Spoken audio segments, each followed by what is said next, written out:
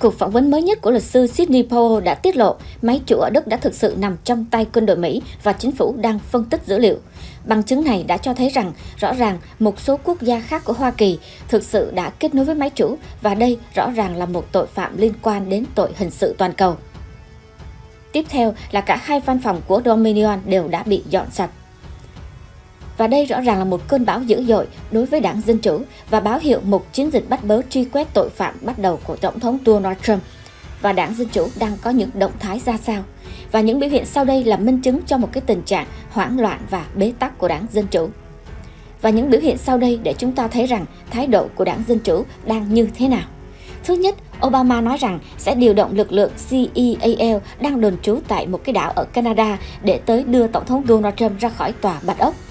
Và bằng chứng này quá đủ để chúng ta thấy rằng Obama đã có những cái vấn đề liên quan đến việc xâm hại an ninh quốc gia.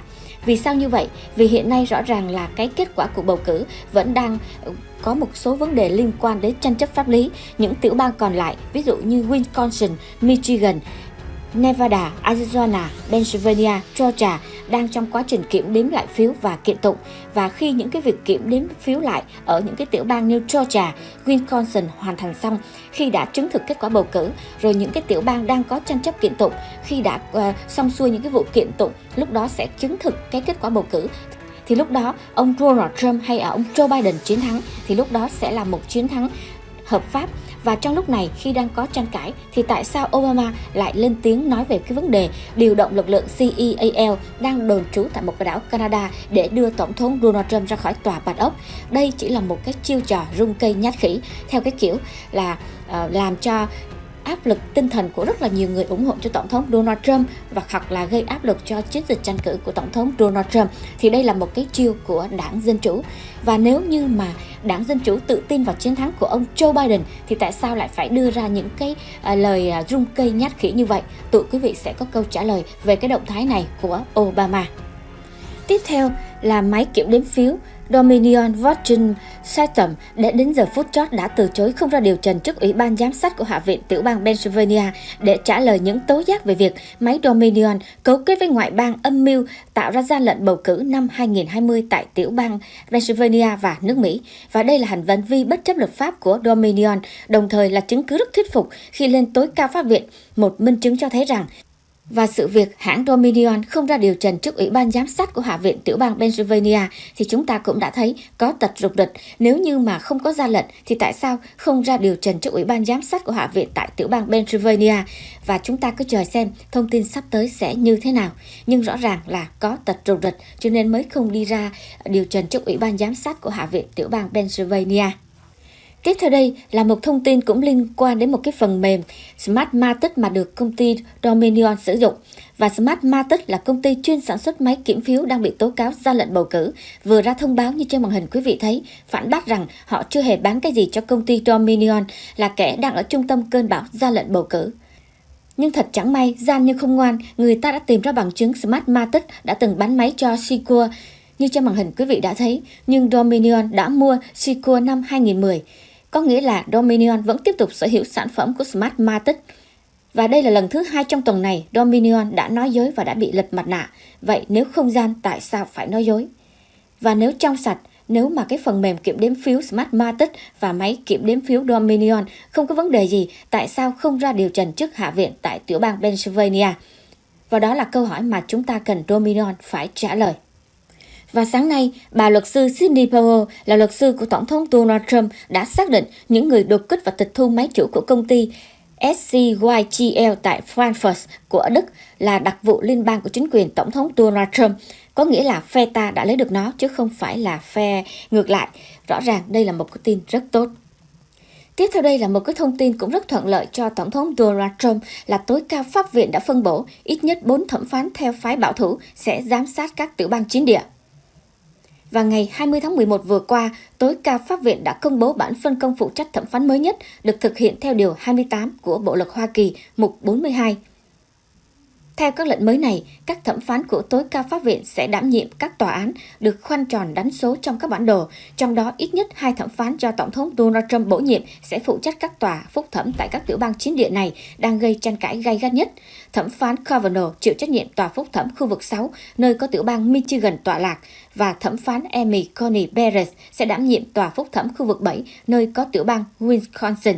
Ngoài ra, 2 thẩm phán bảo thủ khác cũng sẽ giám sát 2 tiểu bang chiến địa quan trọng khác, như thẩm phán Thomas chủ trì phụ trách tòa phúc thẩm khu vực số 11 là tiểu bang Georgia, và thẩm phán Alito chủ trì tòa phúc thẩm khu vực số 3 là tiểu bang Pennsylvania. Và lệnh phân bổ sau được thực hiện bởi chánh án và các thẩm phán của tối cao pháp viện theo các khu vực, theo Điều 28 khoản 42 Bộ luật Hoa Kỳ, và việc phân bổ đó được ghi vào hồ sơ có hiệu lực từ ngày 20 tháng 11 năm 2020, như trên màn hình quý vị đã thấy. Và việc phân bổ các thẩm phán đảm nhận nhiệm vụ của tòa án tại các tiểu bang hầu như không thay đổi. Duy nhất có một sự thay đổi đáng chú ý nhất tại tòa phúc thẩm khu vực 6, nơi thẩm phán theo phái thiên tả Sonia được thay thế bởi thẩm phán Kavanaugh theo phái bảo thủ. Tiếp theo đây, Hasco lại cập nhật đến quý vị những diễn biến liên quan đến cuộc chiến pháp lý cũng như kết quả bầu cử Hoa Kỳ năm 2020. Và con đường chiến thắng của Tổng thống Donald Trump chắc chắn sẽ gặp nhiều khó khăn vì ông phải lật ngược kết quả tại ít nhất 3 hay 4 tiểu bang lớn. Và quý vị còn nhớ, vào đêm ngày 3 tháng 11, lúc đó Tổng thống Donald Trump đang dẫn trước rất nhiều phiếu bầu ở tiểu bang Pennsylvania, gần 800.000 phiếu bầu, hoặc các tiểu bang khác cũng vậy. Nhưng sau đó thì cuộc kiểm đếm phiếu đã ngưng lại, rồi sáng ngày 4 tháng 11 kiểm đếm phiếu lại, thì lúc đó phiếu ở đâu đã bầu về cho ông Joe Biden rất là nhiều. Và chính vì như vậy cho nên chiến dịch tranh cử của Tổng thống Donald Trump và bản thân chúng ta cũng vậy, cũng đã đặt ra câu hỏi rằng gian lận bầu cử Hoa Kỳ là cái điều mà chúng ta cần phải lưu ý. Và dần dần chúng ta cũng đã thấy có rất là nhiều thông tin liên quan đến việc đó. Và bây giờ trước mắt chúng ta thấy tình hình hiện tại như thế này. Tại tiểu bang Pennsylvania, nơi mà kết quả tạm thời ông Joe Biden đang hơn Tổng thống Donald Trump 73.000 phiếu. Và tại tiểu bang Michigan, ông Joe Biden đang hơn 150.000 phiếu. Phía bên chiến dịch của Tổng thống Donald Trump đang thua kiệt cả mấy chục vụ trên ít nhất 4 tiểu bang, có thể thắng phần nào và một số phiếu sẽ bị phán bất hợp lệ không được tính. Con đường chiến thắng của Tổng thống Donald Trump sẽ rất gay go, nhưng không phải là không có đường để đi. Còn ông Joe Biden, hiện nay truyền thông cánh tả đang nói rằng ông Joe Biden chiến thắng, nhưng đó là một chiến thắng phải đối diện với rất nhiều những cái vụ kiện tụng. Và Tổng thống Donald Trump vẫn còn một đường binh hợp pháp và quan trọng. Những thư kiện và đếm phiếu lại có thể đưa đến chuyện nhiều tiểu bang không kịp có kết quả chính thức trước ngày cử tri đoàn bầu tổng thống, sẽ đưa đến tình trạng không có ứng cử viên nào đạt đủ túc số 270 phiếu đại cử tri để đắc cử, và Quốc hội sẽ bầu tổng thống và phó tổng thống.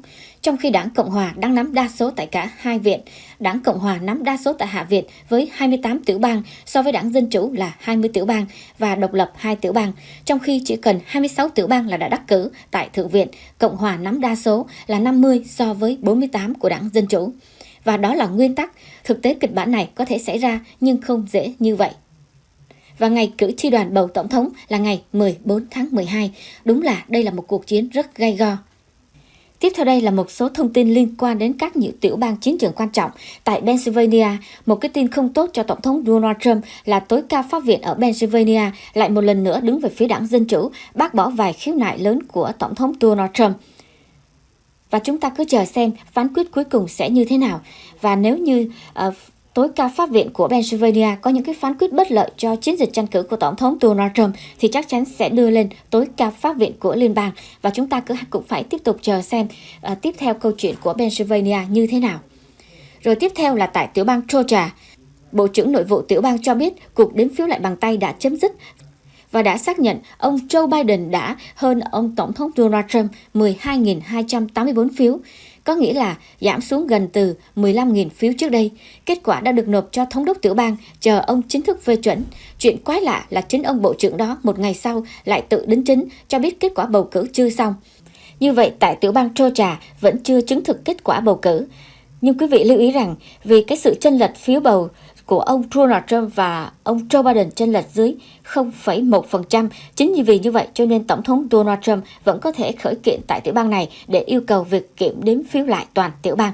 Và chúng ta cứ chờ xem thông tin sắp tới sẽ như thế nào.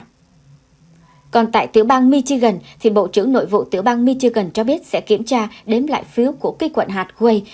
Ở tại quận hạt này thì như Hasko đã chia sẻ trước đây là chưa có chứng thực được kết quả kiểm phiếu, kết quả bầu cử ở quận hạt này vì hai ứng cử viên trong Ủy ban bầu cử của đảng Cộng hòa đã không đồng ý chứng thực cái kết quả này vì nghi ngờ có gian lận. Chính vì như vậy cho nên Bộ trưởng Nội vụ tiểu bang Michigan cho biết sẽ kiểm đếm phiếu lại của quận hạt Wade ở Michigan. Còn tiểu bang Wisconsin thì quý vị cũng biết rồi, Tổng thống Donald Trump đã chi 3 triệu đô la để mà kiểm phiếu lại ở quận hạt Milwaukee và Dan, và hiện nay chúng ta cũng chưa có thông tin gì mới. Và quý vị cũng lưu ý, tiểu bang Wisconsin là tiểu bang mà năm 2016, Tổng thống Donald Trump đã thắng với hơn 20.000 phiếu, trong khi năm nay ông đã thua ngược lại cũng với khoảng 20.000 phiếu. Tiếp theo đây là những hướng chính trong cuộc chiến pháp lý của Tổng thống Donald Trump. Cuộc chiến pháp lý của chiến dịch tổng thống hiện nay được chia làm hai nhánh. Luật sư Rudy vẫn theo các vụ kiện gian lận kiểu truyền thống ở các tiểu bang, hiện chủ yếu dựa trên vụ kiện tụng kiểm lại phiếu tại tiểu bang chiến trường của Pennsylvania và Georgia. Còn luật sư Sidney Powell chuyên về vấn đề gian lận trong hệ thống phần mềm bầu cử Dominion. Có nhiều người cho rằng không có lý do để nghi ngờ hệ thống bầu cử của Mỹ với lịch sử cả 200 năm đầy kinh nghiệm. Thật ra, gian lận trong bầu cử lần này không phải là lần đầu, thậm chí gian lận có hệ thống cũng không phải chưa từng có. Nhưng lần bầu cử này khác với các cuộc bầu cử trước đó vì đại dịch Covid-19 nên đây là lần đầu tiên nước Mỹ áp dụng bầu cử qua đường bưu điện. Do đó, hệ thống bầu cử của Mỹ vốn được thiết kế để ngăn chặn gian lận trong lịch sử, hiện giờ không phát huy tác dụng được nữa. Bỏ phiếu qua thư là cách làm mới, không có giám sát, hệ thống bỏ và kiểm phiếu được nối mạng do công ty nước ngoài kiểm soát. Từ ngày 12 tháng 9 năm 2018, Tổng thống đã ban hành một sắc lệnh hành pháp nhằm ngăn chặn ảnh hưởng của nước ngoài can thiệp vào bầu cử. Đây có phải là dự liệu được tình huống ngày hôm nay? Nhân vật được quan tâm nhất trong những ngày qua là luật sư Sidney Powell. Bà là luật sư của tướng Michael Flynn và chuyên nghiên cứu hệ thống bầu cử Dominion. Bà đã liên tục trả lời phỏng vấn các tổ chức truyền thông bảo thủ, chỉ ra rằng đã thu được một lượng lớn các bằng chứng và nhiều người trong cuộc đã tự ý tìm gặp bà, bao gồm cả nhân viên nội bộ của công ty sẵn sàng làm chứng. Về hệ thống bỏ phiếu từ máy đến phần mềm, hãng tin AP và New York Times liên tục báo cáo rằng không có vấn đề gì xảy ra với hệ thống từ máy móc cho đến phần mềm. Những tuyên bố này không thể giải thích cho đường cong Biden kỳ lạ xuất hiện ngay đêm bầu cử. Mọi diễn biến quay 180 độ từ Tổng thống Donald Trump đang dẫn trước lớn, biến thành ứng cử viên Joe Biden vượt lên dẫn đầu. Xảy ra nhiều bang đột ngột ngừng kiểm phiếu và sau đó khôi phục việc kiểm đếm phiếu lại.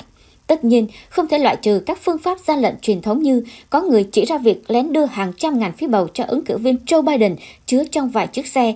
Tuy nhiên, đối với việc xảy ra đồng thời tại nhiều tiểu bang thì khả năng cao hơn là nghi vấn hoạt động kiểm phiếu bị thao túng từ xa. Luật sư Sidney Powell đã cho rằng tình hình còn tồi tệ hơn nhiều. Bằng chứng cho thấy Dominion và Smartmatic được thiết kế để những người khác có thể gian lận cuộc bầu cử này. Chúng đã được sử dụng ở nhiều nước trên thế giới và điều rất đáng lo ngại, bà cho biết Bộ Tư pháp và các cơ quan tình báo luôn nắm được tình hình này. Bà nói rằng hệ thống được thiết kế với một cửa hậu để nó có thể theo dõi các lá phiếu bầu trong thời gian thực và sử dụng các thuật toán để phân tích số phiếu bầu cần phải thay đổi nhằm có được kết quả có lợi cho bên gian lận, bởi vì hệ thống Dominion được sử dụng ở 30 tiểu bang nên tác động rất lớn đến kết quả. Có người cho rằng 40 tiểu bang nhưng 30 tiểu bang là hợp lý hơn vì các tiểu bang khác không sử dụng hoàn toàn mà chỉ ở một số khu vực bầu cử. Ngoài ra, luật sư Sidney Powell còn nói rằng bà có bằng chứng kiểm toán thống kê rất thuyết phục.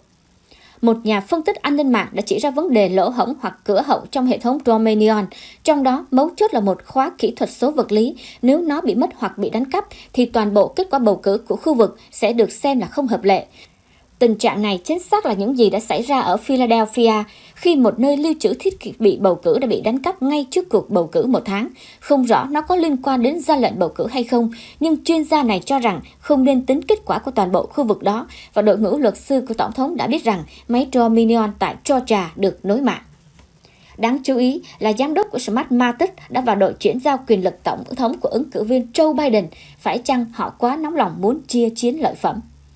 Về một công ty khác là SCYGL, không rõ công ty này có đóng vai trò gì trong cuộc bầu cử năm nay không, nhưng điều rõ ràng là nhiều bang ở Mỹ đã sử dụng dịch vụ của họ trong cuộc tổng tuyển cử năm 2016 và cuộc bầu cử giữa nhiệm kỳ năm 2018. Với tin đồn quân đội Mỹ đã tịch thu máy chủ của SCYGL tại Đức, cả hai phía quân đội Mỹ và chính phủ Đức đều đã bác bỏ. Còn CSYGL đã đưa ra một tuyên bố trên trang website của họ cho biết rằng công ty không có máy chủ ở Frankfurt ở Đức. Mặc dù vậy, có một trường hợp thành công cho cuộc bầu cử nghị viện ở châu Âu, trong đó cho biết rằng công ty SCYGL đã thành lập một trung tâm dự phòng khẩn cấp ở Frankfurt và nói rằng chúng tôi đã thiết lập trung tâm thu thập dữ liệu ở Barcelona cũng như một trung tâm giao lưu khẩn cấp ở Frankfurt. Tuyên bố này mâu thuẫn với tuyên bố trên trang web của họ. Trong hai tuyên bố này phải có một tuyên bố không đúng. Và ngày 20 tháng 11 vừa qua, Dominion đã hủy ngang buổi điều trần với Hạ viện ở bang Pennsylvania. Và chúng ta chắc chắn sẽ đặt ra câu hỏi, họ không có gì phải giấu, thì tại sao họ lại né tránh chúng ta? Và sáng ngày 20 tháng 11, trong buổi phỏng vấn với chương trình radio, bà Sidney Powell cho biết, tôi nghe nói rằng quân đội đang giữ các máy chủ này. Tôi nghĩ rằng chính phủ đang điều tra các thông tin trong máy chủ. Trong một cuộc phỏng vấn khác với Fox News hôm 20 tháng 11, bà cho biết chiến dịch của Tổng thống sẽ trình bày các tuyên bố của mình trước tòa án trong vòng 2 tuần tới. Những ngày qua, cộng đồng mạng đã lan truyền một bản đồ phác họa dữ liệu được cho là kết quả thực của cuộc bầu cử Tổng thống Mỹ, được khôi phục lại từ máy chủ CSYGL. Tuy không thể xác minh tính xác thực của bản đồ, nhưng cũng có một bản đồ về cuộc bầu cử của các dân biểu. Chính nữ diễn viên Kea John là thành viên ban cố vấn của Tổng thống đã đăng bản đồ này. Cô Kea John đã nói, khi không ai bỏ phiếu thì phiếu bầu cho đảng Cộng hòa cuối cùng đột nhiên chuyển sang ứng viên Tổng thống Dân Chủ. Theo bức hình, cô ấy nói rằng lẽ ra Tổng thống phải thắng cả phiếu đại cử tri và phiếu phổ thông. Cô ấy nói đây không phải là làn sóng đỏ mà là thủy triều đỏ. Và vấn đề gian lận kiểu truyền thống. Luật sư Rudy chú trọng điều tra mảng gian lận kiểu truyền thống sau khi đệ đơn kiện ở một cái quận hạt Way ở tiểu bang Michigan. Trong những ngày gần đây, chủ yếu là các vụ kiện mới ở Pennsylvania và Georgia yêu cầu kiểm phiếu lại. Trong vụ kiện ở Pennsylvania, sau khi Washington Post đã đăng tải một băng thu âm phiên tòa và những người mà không ủng hộ Tổng thống đang rất phấn khích, họ chủ đích nhắm vào chuyện ông Rudy không có nhiều bằng chứng như núi mà ông ấy từng nói. Tuy vậy, họ lại xem nhẹ việc quan trọng nhất, đó là có 680.000 lá phiếu bầu được kiểm mà không có người giám sát. Thực tế, 680.000 phiếu bầu được kiểm đếm kín vẫn là một phần rất quan trọng của vụ kiện. Việc kiểm lại phiếu tại tiểu bang Georgia không phải là kiểm phiếu đơn giản mà là cùng lúc vừa kiểm phiếu vừa kiểm tra hoặc kiểm tra trước mới kiểm phiếu, không phải lặp lại công việc như trước đây. Nói đơn giản là chuyển từ kiểm máy sang làm thủ công. Giờ đây cách tiếp cận của Georgia đã bị Tổng thống Donald Trump thẳng thừng chỉ trích và giới chức Georgia vẫn không tra xét và xác minh chữ ký. Có ít nhất hai vấn đề lớn trong cuộc bầu cử tại tiểu bang Georgia, đó là cáo buộc gian lận trong hệ thống Dominion và xác minh lá phiếu qua thư. Cốt lõi của vấn đề là dù kiểm lại phiếu bầu nhưng không xác minh chữ ký và thân nhân thì không thể đạt được sự công bằng và minh bạch trong bầu cử. Lá phiếu năm nay được chia thành hai lớp, lớp trong và lớp ngoài. Lớp trong là chữ ký của cử tri và được sử dụng để xác minh họ là ai. Đây là điều bắt buộc cho cuộc bầu cử năm nay vì chúng được gửi qua đường bưu điện. Thông thường, cử tri được kiểm tra, chứng minh nhân thân trước khi bỏ phiếu tại điểm bỏ phiếu. Nếu chữ ký không được kiểm tra thì không thể bảo đảm rằng lá phiếu là hợp pháp. Đây là một thủ tục bất hợp pháp và là kết quả của toàn bộ cuộc kiểm lại phiếu cũng là bất hợp pháp, không liên quan đến vấn đề số phiếu gian lận là bao nhiêu. Tiểu bang Georgia là tiểu bang đã áp dụng hệ thống Dominion được mua với giá cao. Theo luật sư Rudy thì đây là có vấn đề hủy hoại bao gồm cả những khoản hoa hồng. Có hàng triệu nhân chứng và hàng ngàn người trong số họ đã sẵn sàng đứng ra làm chứng. Đã có vô số phàn nàn về phần mềm này trong vài năm qua, kể cả phàn nàn từ phe Dân Chủ. Nhưng tại sao chính phủ liên bang không điều tra? CIA và FBI đã nhận được nhiều lời phàn nàn. Tại sao không điều tra? Các quan chức chính phủ trung thực có thể mua loại hệ thống mà chúng có thể được điều khiển từ xa để thay đổi kết quả hay không? Cần nhớ trước đây, ứng cử viên Joe Biden đã từng nói rằng ông không cần cử tri vì ông và đội ngũ của mình đã thành lập một tổ chức gian lận bầu cử lớn nhất. Đó có phải là sự thật hay không? Và bài viết này được biên tập và cập nhật mới từ những bài đã được đăng trên The Epoch Times. Trước khi kết thúc bản tin, Hasco muốn chia sẻ đến với quý vị một cái tin tức hết sức là vô duyên. Mặc dù chúng ta đã nghe thấy có những cái thông tin rằng có 150 quan chức, hầu hết là các cựu quan chức của thời Obama, phần lớn còn lại thì cũng là quan chức của Tổng thống Donald Trump muốn nhanh chóng cuốn theo chiều gió mới, kêu gọi Tổng thống chuyển giao quyền điều hành ngay cho ông Joe Biden. Và đây là một cái tin rất là vô duyên. Và chính ông Joe Biden cũng lên tiếng đòi quyền điều hành mà lại còn hô hoán việc chậm trễ chuyển giao sẽ khiến cho ông Joe Biden gặp khó khăn khi đối phó với đại dịch Covid-19, đưa đến nhiều hậu quả khôn lường. Và đây đúng là một chuyện rất vớ vẩn. Thứ nhất, chưa có bất cứ một tiểu bang nào xác nhận kết quả chính thức. Ông Joe Biden lấy tư cách gì mà đòi quyền hành?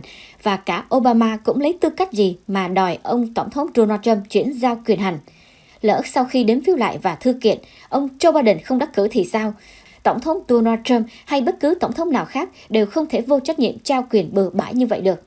Và cuối cùng, đó cũng chỉ là một cái trò gây áp lực đến chính quyền của Tổng thống Donald Trump hoặc nản lòng của những người ủng hộ Tổng thống. Và cuộc chiến này vẫn đang diễn biến tiếp theo và chắc chắn còn rất là nhiều những tin tức hấp dẫn tiếp theo trong những ngày tới. Và Hasco mỗi ngày sẽ cập nhật đến với quý vị. Và hôm nay thì cũng hơi lười một chút cho nên là đã lồng tiếng gửi đến với quý vị những cái bản tin cập nhật mới nhất gửi đến với quý vị. Và để thư giãn một chút xíu thì gửi đến quý vị những hình ảnh mà chiều ngày hôm qua gia đình Hasco đã trang trí một cái số đèn để mà chuẩn bị đón Noel, chuẩn bị cho những cái ngày nghỉ lễ sắp tới. Và sau đây, Hasco lại tiếp tục chia sẻ đến quý vị những hình ảnh rất là tuyệt vời của những người dân họ đã kéo về Washington DC để ủng hộ Tổng thống Donald Trump và kêu gọi cuộc bầu cử trung thực minh bạch. Và video này thì Hasco cũng đã chia sẻ nhiều lần. Nếu như quý vị nào không thích xem lại, quý vị có thể dừng video tại đây. Và xin chào và hẹn gặp lại quý vị vào những video sau. Nếu quý vị thích, xin đừng quên like và subscribe cho channel Hasco News Network nhé. Và cuộc tuần hành MAGA đã đánh dấu cho sự khởi đầu của một làn sóng phản đối sự gian lận và các hoạt động dân tộc chủ nghĩa yêu nước trên toàn nước Mỹ. Và những hình ảnh thay vạn lời nói. Và những người dân yêu nước Mỹ, yêu những giá trị truyền thống của nước Mỹ đã không im lặng nữa. Và quý vị nhìn trên màn hình, quý vị thấy một biển người đã ủng hộ Tổng thống Donald Trump đã đổ về Washington DC. Và tất cả chúng ta đang rất cần một cuộc bầu cử trung thực minh bạch. Và người chiến thắng sẽ là người chiến thắng thực sự. Và ngày 14 tháng 11, tuần hành vì Tổng thống Donald Trump được tổ chức tại Quảng trường Tự do, thủ đô Washington DC, rất được nhiều người ủng hộ và các đoàn xe từ khắp nơi trên nước Mỹ đã đến và tham gia tuần hành.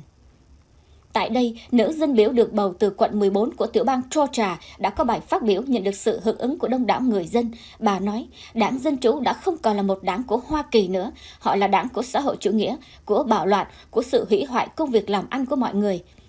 Là một đảng sẵn sàng đồng ý cho việc phá thai muộn và bắt người dân đóng thuế để chi trả cho việc đó.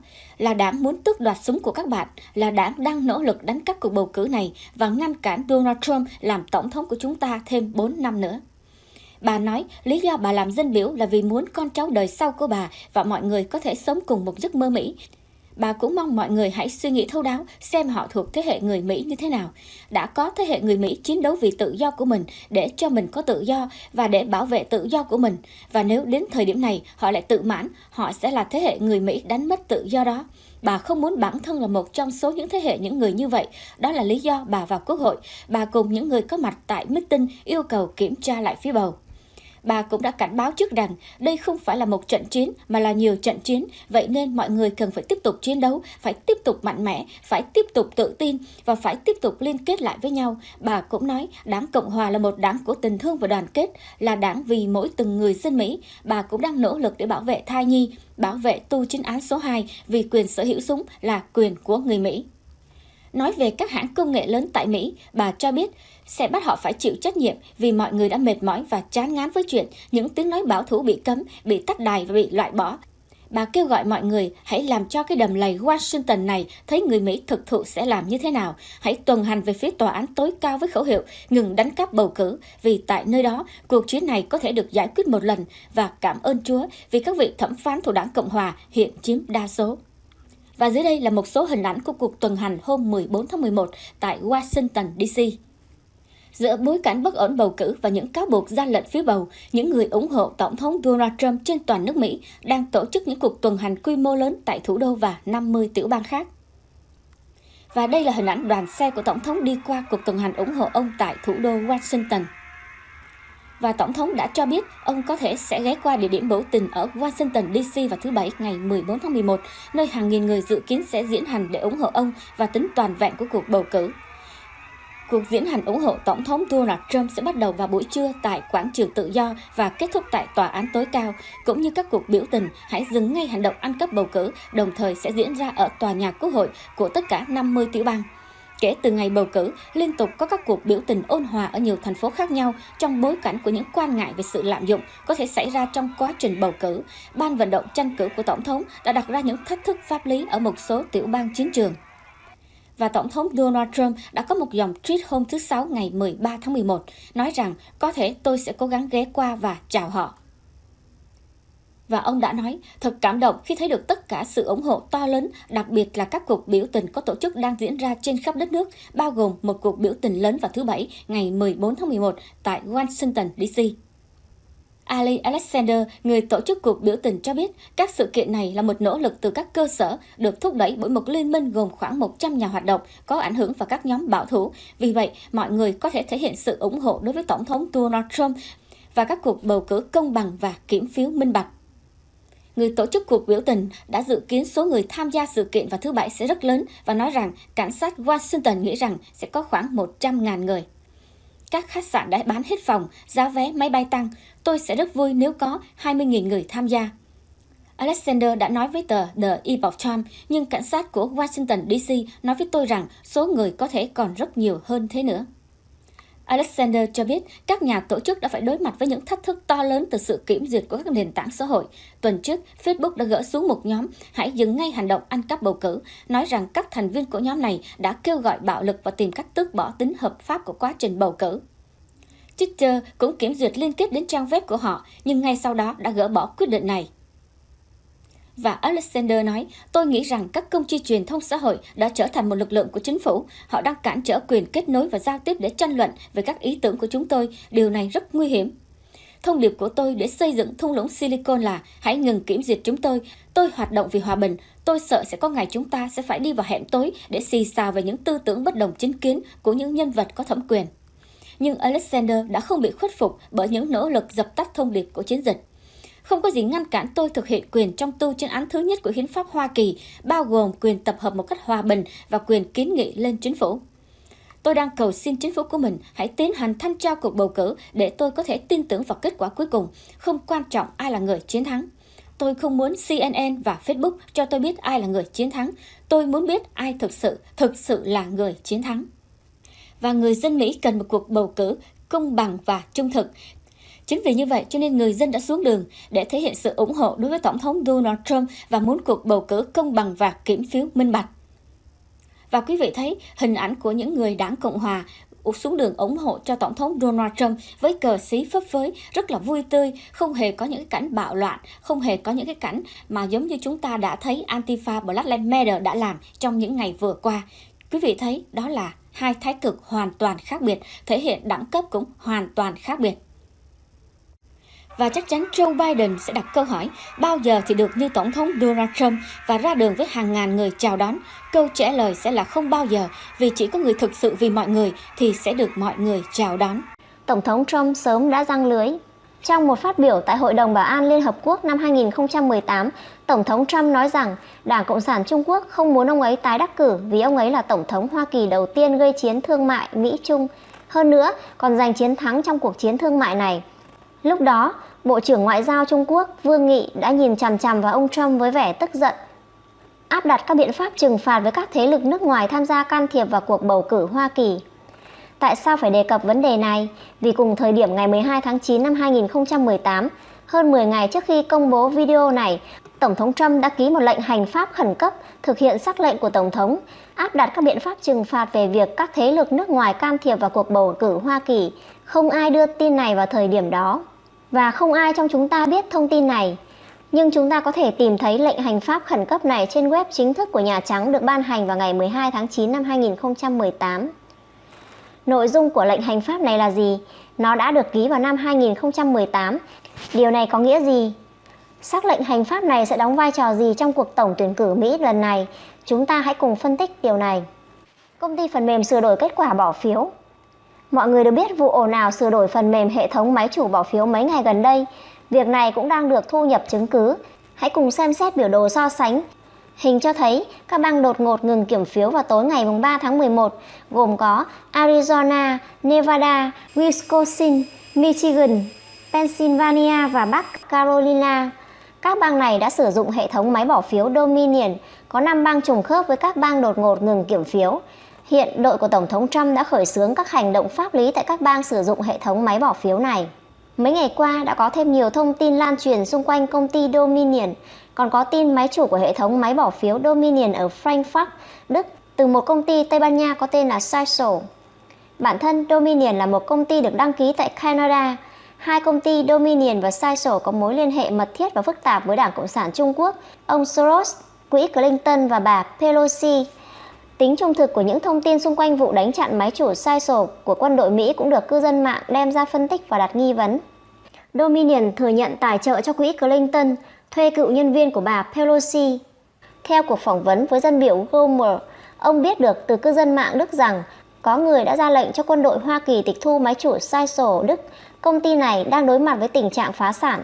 Sau đó, ông đã báo cho Tổng thống Trump nhanh chóng kiểm tra công ty Sizewell. Ông còn nói rằng có người trong chính phủ muốn lật đổ Tổng thống, Bộ Ngoại giao và Cục Tình báo Trung ương CIA đều có người tham gia. Quân đội Mỹ đột kích thu giữ máy chủ liên quan Dominion tại Đức. Theo ông, một nhóm người khác đã mang máy chủ đi thì Tổng thống Trump mới ra tay. Nhưng từ những tuyên bố của luật sư Powell và Linwood của đội Trump, cả hai đều tuyên bố rất rõ ràng rằng có rất nhiều bằng chứng. Trong một cuộc phỏng vấn với bà Fox, bà Powell nói rằng quy mô của vụ gian lận là rất lớn và nhiều người đã bị mua chuộc, ngay cả CIA và FBI cũng có phần. Và phương thức gian lận rất đơn giản, chỉ cần copy và dán. Bà ấy cũng nói rằng bà sẽ không bao giờ nói điều gì không thể được chứng minh và người Mỹ sẽ sớm thấy bằng chứng áp đảo. Luật sư Linwood cũng đề cập đến công ty Sizewell và Paragon. Công ty đã mua lại Sizewell. Điều này cho thấy họ đã nắm được thông tin từ Sizewell nên có thể tự tin nói rằng nhiều người sắp phải vào tù. Luật sư Giuliani của Tổng thống Trump cũng cho biết trong một cuộc phỏng vấn với cô Maria, người dẫn chương trình của Fox News rằng Smartmatic, một công ty phần mềm máy bỏ phiếu khác bị Hoa Kỳ cấm gần 10 năm trước đó do các vấn đề bảo mật, đã bất ngờ lại được sử dụng trong cuộc tổng tuyển cử lần này. Công ty này đã tham gia với tư cách là nhà thầu phụ từ một công ty khác. Một trong những lãnh đạo của công ty Smartmatic bị cáo buộc có liên hệ với ông Soros. Ông cũng bị cáo buộc đã gián tiếp ủng hộ tổ chức Antifa. Ông Peter Netzanger, tổng giám đốc của công ty Smartmatic, còn được ông Biden bổ nhiệm làm thành viên trong nhóm chuyển tiếp của mình. Ông Giuliani nói rằng phần mềm máy bỏ phiếu này có các cửa hậu, có thể dễ dàng bị tấn công, nhân bản hoặc giám sát và các con số được sửa đổi theo yêu cầu. Ông nói các công ty nước ngoài này đã kiểm soát phiếu bầu ở 27 bang của Mỹ và họ đều có quan hệ chặt chẽ với Trung Quốc và Venezuela. Ông Giuliani còn nói điều này đã được tính toán từ trước, tức là ông Biden đã nói trước cuộc bầu cử rằng họ sẽ gian lận cử tri rất lớn. Từ tuyên bố của các luật sư này, chúng ta có thể phán đoán rằng máy chủ có thể đã nằm trong tay Tổng thống Trump. Ngoài dữ liệu máy chủ, đội Tổng thống Trump còn nhận được một số lượng lớn các bản khai tuyên thệ chứng minh gian lận trong cuộc bầu cử. Đây là lý do tại sao Tổng thống Trump đưa ra hai quyết định lớn trong những ngày qua. Một là sa thải Bộ trưởng Quốc phòng, hai là cách chức một nhóm sĩ quan khỏi Bộ Quốc phòng. Hành động này rất trọng đại. Chúng ta có thể thấy rằng trong số 21 quan chức cao cấp của Bộ Quốc phòng, chỉ còn lại 4 người. Sự thay đổi nhân sự lớn như thế này khiến nhiều người có suy đoán rằng có thể những người này đã phản bội Tổng thống Trump, tham gia vào việc gian lận bầu cử. Cấm các công ty và cá nhân Hoa Kỳ đầu tư vào các công ty nhân sự Trung Quốc. Một động thái quan trọng khác của Tổng thống Trump là lệnh pháp khẩn cấp, cấm các công ty và cá nhân Hoa Kỳ đầu tư vào các doanh nghiệp quân sự của Trung Quốc. Theo ông Linwood, đây chính là việc xác định rõ kẻ thù, và kẻ thù lớn nhất của Hoa Kỳ là Đảng Cộng sản Trung Quốc. Tổng thống Trump ký sắc lệnh chấm dứt đầu tư vào các công ty quân đội của Trung Quốc. Liên hệ tất cả những điều này, liệu chúng ta có thấy rằng Tổng thống Trump đang ở trong một cuộc chơi lớn tiếp theo? Thậm chí, ông đã chuẩn bị cho cuộc bầu cử ngày hôm nay từ năm 2018. Lệnh hành pháp khẩn cấp về cuộc tổng tuyển cử năm 2018 hiện có thể được sử dụng để đối phó với những thế lực nước ngoài can thiệp vào cuộc tổng tuyển cử. Những công ty này đến từ Canada, Trung Quốc, Venezuela và Tây Ban Nha, tất cả đều thuộc phạm chủ thế lực nước ngoài. Các thế lực nước ngoài tham dự đều bị tịch thu mọi tài sản. Quan trọng hơn, trong lệnh hành pháp khẩn cấp này có ghi rằng bất kỳ tổ chức nào trực tiếp hoặc gián tiếp tham gia tài trợ, che giấu hoặc tham gia can thiệp vào cuộc bầu cử Hoa Kỳ cùng với các thế lực nước ngoài sẽ bị tịch thu mọi tài sản. Nếu thực hiện theo điều khoản này, chẳng phải các cổ đông đầu tư vào công ty này, những người yêu cầu sử dụng các phần mềm này, thậm chí cả những kênh truyền thông cổ súy đều có cơ sở bị xử phạt. Lệnh hành pháp khẩn cấp này cũng quy định rằng cơ quan tình báo quốc gia sẽ nộp báo cáo trong vòng 45 ngày sau cuộc bầu cử. Khi lệnh hành chính này được ban hành, nó đã không thu hút nhiều sự chú ý của giới truyền thông, nhưng đây là một bước đi dài và kế hoạch câu cá lớn của Tổng thống Trump. Hiện ông đã có tất cả bằng chứng về việc sửa đổi dữ liệu trong máy chủ, cũng như các nhân chứng đã tuyên thệ từ nhiều lĩnh vực khác nhau. Bà Powell nói rằng rất nhiều bằng chứng còn chưa được đọc. Ông Giuliani cũng cho rằng đã xảy ra một vụ gian lận bầu cử rất lớn mà người dân Mỹ không thể tưởng tượng được. Tất cả cho thấy họ đã có trong tay một lượng lớn bằng chứng, chỉ cần đợi những bằng chứng này được phân loại là có thể thực thi theo lệnh hành pháp khẩn cấp. Nếu lệnh hành pháp của Tổng thống không được thực hiện, việc sa thải ông Esper, Bộ trưởng Quốc phòng và các quan chức khác phải chăng cũng có liên quan đến việc này? Rất có khả năng. Ngoài ra, trước cuộc bầu cử năm nay, vào ngày 5 tháng 8, Bộ Ngoại giao Hoa Kỳ đã công bố phần thưởng trị giá 10 triệu USD, khuyến khích cung cấp thông tin về việc can thiệp của các thế lực nước ngoài vào cuộc bầu cử Hoa Kỳ. Sắp đặt này, nếu liên kết lại thì đều có trật tự. Có thể tất cả chúng ta đã đánh giá thấp trí tuệ của Tổng thống Trump và đội ngũ của ông ấy. Ngay từ đầu chiến dịch tranh cử Tổng thống Trump đã xác định rõ mục tiêu, biết rõ mình phải chống lại thế lực nào và đối thủ mạnh đến mức nào. Vì vậy, ông ấy ắt hẳn đã phải lên nhiều kế hoạch ứng phó. Tham gia can thiệp của thế lực nước ngoài liệu có đủ tư cách để tranh cử? Việc kiểm đếm số phiếu bầu hiện đã không còn ý nghĩa. Theo sắc lệnh hành pháp này của Tổng thống, những ai tham gia can thiệp vào cuộc bầu cử Mỹ có thể bị truất quyền tranh cử trực tiếp. Đây là lý do tại sao Tổng thống Trump đã giáng một đòn nặng nề vào Đảng Cộng sản Trung Quốc, bởi Đảng Cộng sản Trung Quốc mới là kẻ hắc thủ chủ chốt phía sau. Chỉ cần xác định được thế lực nước ngoài này thì những quan chức Mỹ tham nhũng cấu kết với thế lực nước ngoài mới có thể bị xử phạt về mặt pháp lý. Đây là một mũi tên trúng hai đích và vô cùng cao minh. Mỹ tăng tốc, tách rời Trung Quốc về tài chính, nhất tiễn hạ song deal. Đương nhiên, sự việc vẫn đang trong quá trình phát triển, những kẻ liên quan đến cuộc đảo chính sẽ không bó tay chờ chết. Hôm nay tôi đọc được thông tin rằng ông Stephen Schwarzman, ông chủ của tập đoàn Blackstone Group, công ty đầu tư cổ phần đầu tư ở phố Wall, đã công khai bảo vệ Tổng thống Trump trước cuộc họp của ban giám đốc. Phố Wall cũng bắt đầu chuyển hướng, phải chăng họ đã nghe ngóng được gì đó và cảm thấy không còn linh nghiệm nữa nên đã chừa lại một đường lưu cho mình. Tại phiệt phố Wall, người đứng đầu Blackstone ủng hộ Tổng thống Trump. Trong trận đấu cuối cùng, bất kỳ tình huống nào cũng có thể nảy sinh, nhưng lẽ thường kết cục phải là sự chiến thắng của cái thiện trước cái ác. Hôm qua, Tổng thống Trump đã tweet rằng ông ấy đã thắng cử. Trong một câu đơn giản, ông đều sử dụng các chữ cái viết hoa. Câu này đã bộc lộ niềm tin chiến thắng của Tổng thống Trump. Quý vị vừa theo dõi xong bài viết của tác giả Trần Vi Vũ lược dịch. Xin chân thành cảm ơn sự theo dõi của quý vị và các bạn. Hẹn gặp lại trong các chương trình sau.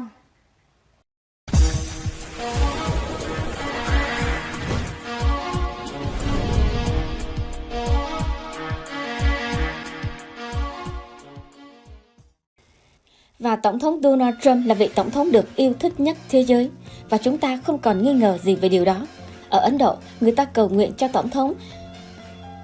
Và tại Hồng Kông, hơn 2 triệu trẻ em Trung Quốc đã bạo loạn trong 3 tháng chống lại chính phủ của họ, trong khi họ vẫy cờ Tổng thống Donald Trump và hát quốc ca Mỹ. Tại Ý, họ đã xây dựng một bức tường chiến binh 40 tấn và là bức tượng của Tổng thống Donald Trump. Ở Israel, mọi thành phố đều có bảng quảng cáo của Tổng thống Donald Trump. Ở Brazil, hàng ngàn người xuất hiện trước các cuộc biểu tình ở Bolsonaro để giữ dấu hiệu cho Tổng thống. Ở Cuba, họ giữ khung ảnh của Tổng thống Donald Trump trong phòng khách của họ. Và dưới đây, trên màn hình quý vị đã thấy những bức ảnh của các cuộc ủng hộ cho Tổng thống Donald Trump ở châu Phi, Mexico, Vương quốc Anh, Canada và Hàn Quốc. Tại sao lại có thể như vậy? Tại sao nhiều người ở những cái nước gọi là nước một đảng cai trị lại ủng hộ cho Tổng thống Donald Trump? Nhưng nhiều người đã thấy ông ta là một anh hùng vì đã bắt nạt những người bị bắt nạt. Và Tổng thống Donald Trump đã đáp trả những điều mà Tổng thống cho rằng đó là đúng. Và thậm chí còn có một phong trào mang tên Exit, nơi người Mỹ, Haiti đang khuyến khích cộng đồng của họ rời bỏ đảng Dân Chủ. Và cuối cùng, và chúng ta có thấy không, rất là nhiều người của đảng Dân Chủ đã nói rằng Tổng thống Donald Trump đã bỏ rơi Puerto Rico sau cơn bão Maria. Vậy tại sao có một cuộc diễu hành dài 40 dặm cho Tổng thống Donald Trump ở Puerto Rico vào tháng trước? Tại sao? Bởi vì hàng tấn cứu trợ bão và nguồn cung cấp mà Tổng thống Donald Trump gửi đi sau đó đã được tìm thấy trong kho chứa bởi các nhà chính trị gia tham nhũng ở Rico. Bởi vì những nhà chính trị đó muốn cho hình ảnh của Tổng thống Donald Trump không được tốt đẹp trước mắt dân chúng. Và truyền thông dòng chính cũng như truyền thông cánh tả cũng đã chia sẻ rất là nhiều thông tin bất lợi cho Tổng thống. Nhưng rõ ràng dù nhiều thông tin bất lợi như vậy, dù